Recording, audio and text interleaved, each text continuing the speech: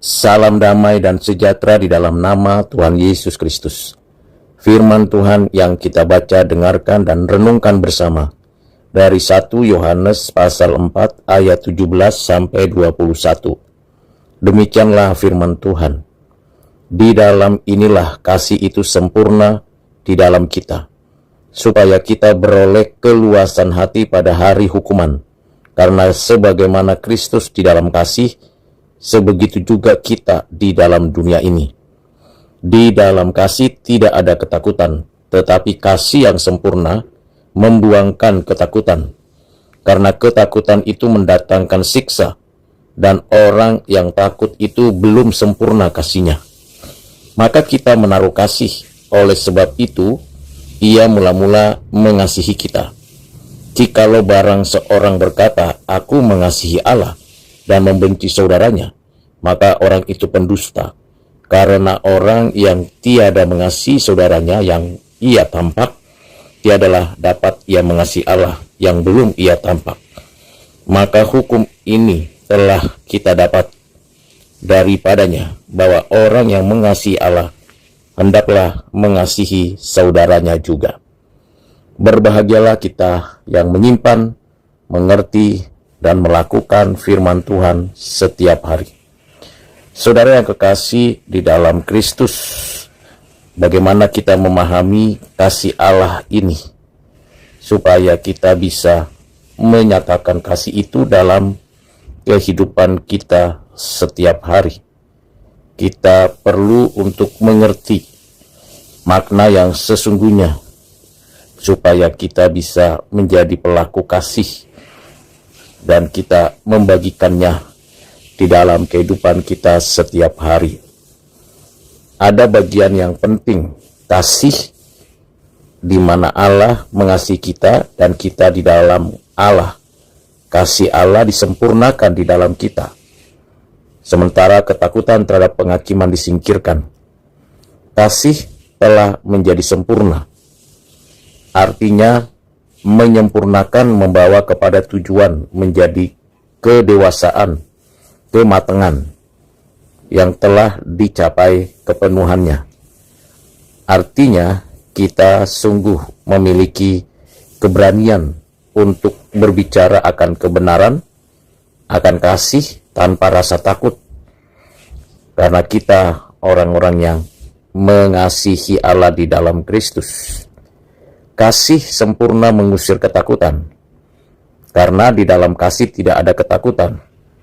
Itulah sebabnya orang Kristen tidak boleh merasa takut terhadap penghakiman dan penghukuman, karena kita sudah ditebus oleh Kristus dengan darahnya yang mahal, dan di dalam kasih kita mengalami hidup yang baru, sehingga kita tidak merasa takut menghadapi penghukuman. Kita akan menerima pengampunan dan kesempurnaan pengampunan pada hari kedatangan Tuhan kembali. Dan ujiannya dalam hidup kita ialah mengasihi yang kelihatan secara fisik, yaitu sesama saudara seiman. Karena memang kita belum pernah sungguh-sungguh mengerti kasih yang sejati sampai kita menunjukkannya di dalam mengasihi saudara di dalam Kristus. Karena ini adalah perintah mandatori, maka kita mengasihi saudara bukan karena kita sudah sempurna, tetapi karena Allah mengasihi kita dengan sempurna. Itu bukan karena kita mampu dan bebas sesuka hati, tetapi karena kita telah berada di dalam hidup yang bebas berani mengasihi. Kita bersyukur karena kasih Allah telah dinyatakan di dalam Kristus, dan kita tinggal di dalam Kristus sebagai orang-orang percaya. Dan sebagai orang-orang percaya, bagaimana kita mengetahui kasih Allah, mengalami kasih Allah dengan jalan mengasihi sesama kita. Bagaimana kita mengerti bagian ini supaya nampak untuk implikasinya dan implementasinya, supaya kita bisa menunjukkan kasih itu nyata di dalam hidup kita. Disinilah kita belajar untuk mengerti dan melakukannya.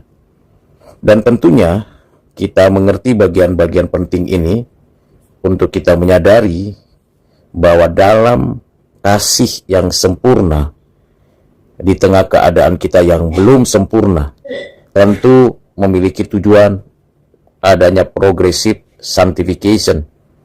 Bukan karena kita merasa diri cukup baik, tetapi karena kita berada di dalam Kristus.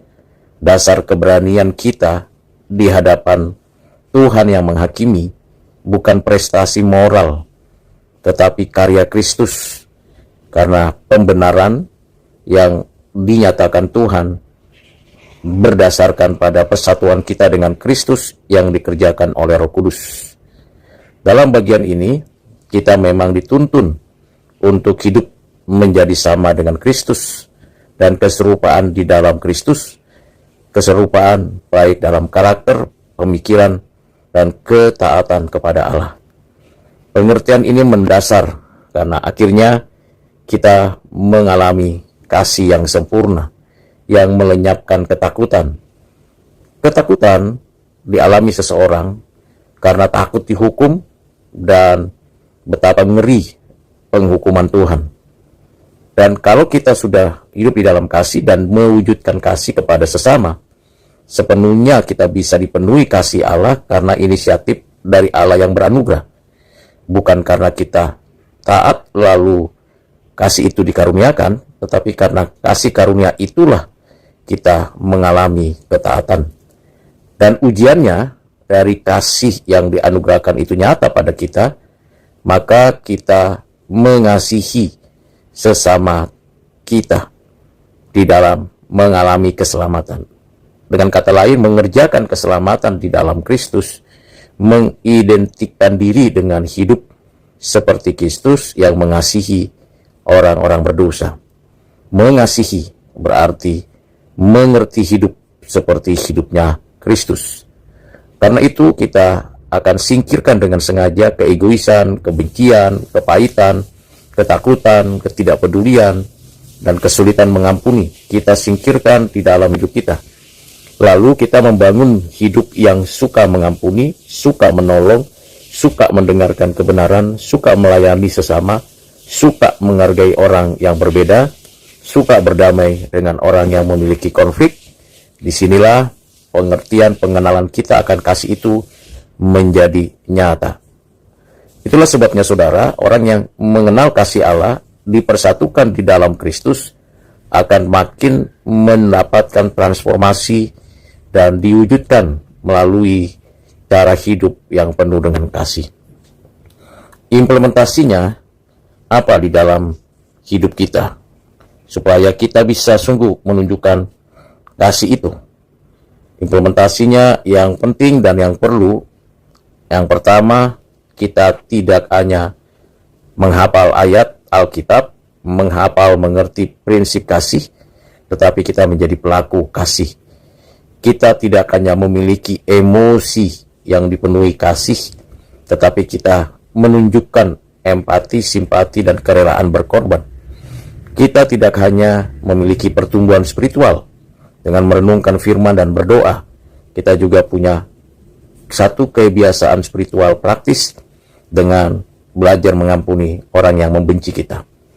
Dan kita juga sebagai orang Kristen memiliki tanggung jawab sosial, memulihkan relasi dengan sesama, memberikan diri untuk dibentuk karakternya seperti Kristus, dan akhirnya kita menjadi pelaku kebenaran.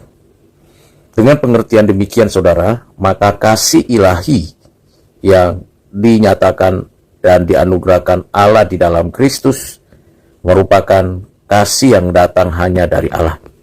Kasih yang memberi kita kedamaian dan kepuasan batin, baik sekarang maupun di masa yang akan datang, baik dari hari ke hari di bumi ini maupun pada hari penghakiman. Kasih yang diberikan kepada kita adalah kasih yang mencegah atau menyingkirkan akibat dan buah dari yang tidak menyenangkan, yaitu ketakutan. Sebagai orang yang memiliki hidup di dalam kasih, maka kita tidak takut berdoa bersekutu di hadapan Tuhan. Kita tidak cemas kita tidak ragu, kita tidak gentar, dan kita terus penuh sukacita memuji Tuhan dan menyingkirkan berbagai penghalang kepenuhan kasih di dalam kita. Sebagai dasar dan sumber asal-usul kasih Allah di dalam kita, kita menunjukkan tindakan dan pekerjaan kasih dari waktu ke waktu, dari seorang demi seorang, di setiap komunitas, dimanapun kita berada. Allah yang telah menjadikan kita dengan kasih-Nya, yang memelihara dan menebus kita di dalam kasih-Nya, akan senantiasa menolong dan menopang kita menjalani hidup yang sisa di bumi ini. Bagaimana kita mengasihi saudara-saudara kita di dalam Kristus? Maka kita bukan hanya punya pengakuan iman mengasihi, tetapi juga melakukannya. Kita tidak mau ada kebencian pada diri kita kepada saudara seiman. Kita sungguh-sungguh mengasihi saudara kita di dalam Kristus. Dengan demikian kita orang yang taat pada hukum Allah, tetapi juga sekaligus saat yang sama kita bisa menunjukkan belas kasihan seperti Tuhan Allah terlebih dahulu mengasihi kita. Kiranya Tuhan menolong kita dan memberkati kita. Tuhan Yesus memberkati saudara sekalian. Amin.